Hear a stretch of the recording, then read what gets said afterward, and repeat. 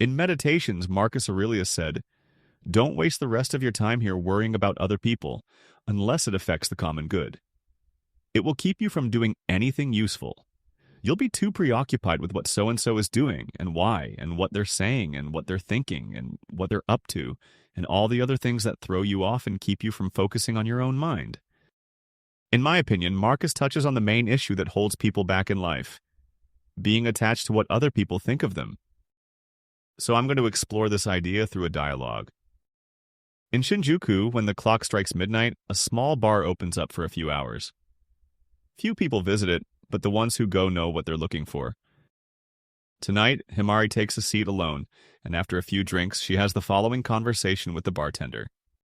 B. If you're attached to what other people think of you, you'll never do anything truly useful. H. What do you mean? B. If you're attached to what other people think of you, you'll never be yourself. And if life has taught me anything, it's that being yourself is the only truly useful thing someone can do. H. I don't get it. How is being myself useful? B. True usefulness comes from being what you are.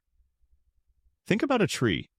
Its fruits and oxygen are a byproduct of it being itself. The same holds true for us. We do useful things by being ourselves. H. But aren't I always myself? B. You're getting stuck in language. Let's look at the tree again. Several things can stop the tree from being itself, such as a lack of sunlight, a lack of water, and lots of competition in the environment. There are obstacles stopping the tree from being. So being yourself is the same as overcoming your own obstacles. And one of the greatest obstacles to being yourself is being attached to what other people think of you. H. How does being attached to what other people think of me stop me from being myself? B. When you are being yourself, you have to be willing to violate people's expectations of you. You have to be willing to disappoint them. You have to be willing for them to react negatively. But someone who's attached to what other people think of them is not willing to take that risk.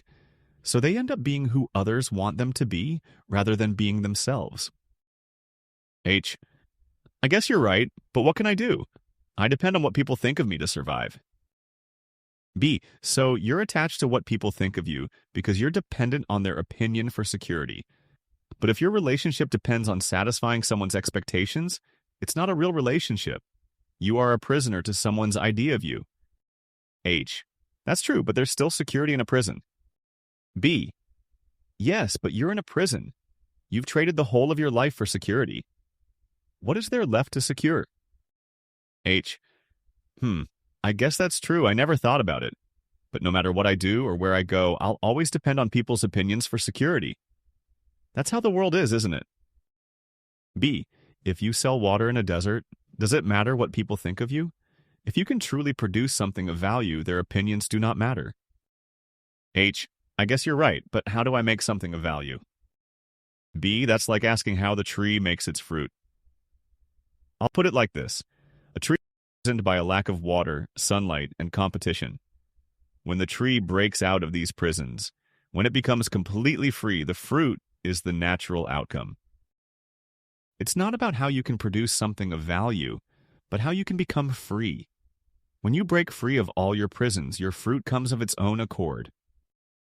Marcus Aurelius said that caring about what other people think would prevent you from doing anything useful, and I explored the meaning behind this idea through a dialogue.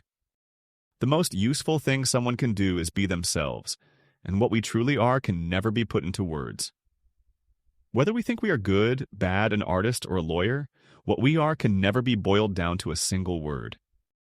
When we say, I am a wife, or a mother, or a musician, or a lawyer, we're taking one tiny sliver of our memory and identifying ourselves with it. We're more than our memories.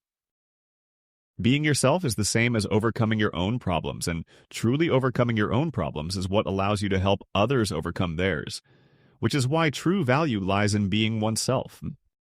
But as long as we're attached to what other people think of us, we will always be what people want us to be, rather than being ourselves. And if we abandon ourselves, we abandon our ability to be truly useful to the world. And if we abandon our ability to be truly useful to the world, we abandon what is perhaps the only form of true security. On the other hand, When we become what other people want us to be, we have the security of a prisoner, security in exchange for life. And that's really not any security at all. But at the end of the day, this is just my opinion and understanding of Marcus's words, not advice.